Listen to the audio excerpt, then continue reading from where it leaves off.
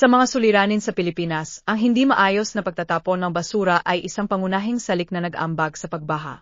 Ang mga baradong daluyan ng tubig ay isa sa mga pangunahing epekto. Kapag ang mga kanal at imbernal ay puno ng plastik at iba pang mga hindi nabubulok na materyales, nahihirapan ang tubig ulan na dumaloy. Ang pagkakaroon ng mga hadlang na ito ay nagresulta sa pagbaha, sapagkat ang tubig ay hindi makahanap ng wastong daan, kundi bumubuhos sa mga kalye at tahanan. Ang mas mababang kakayahan ng lupa na sumipsip ng tubig ay isa pang salik. Ang mga nakakalat na basura sa lupa ay nagsisilbing harang na pumipigil sa lupa na maabsorb ang tubig ulan, kaya't nagiging sanhi ito na mas mataas na daloy ng tubig sa ibabaw. Ang mga baha ay nagiging mas mabilis at mas matindi, na nagdudulot ng malawakang pinsala sa mga komunidad. Higit pa sa pagbaha, ang malupit na epekto na hindi maayos na pagtatapon ng basura ay nakakasagabal din sa kalusugan ng publiko.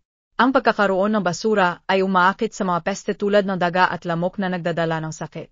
Ang mga kondisyon na dulot ng basura ay nagiging pugad ng mga nagiging sanhi ng sakit, na nakakapinsala sa kalusugan ng marami.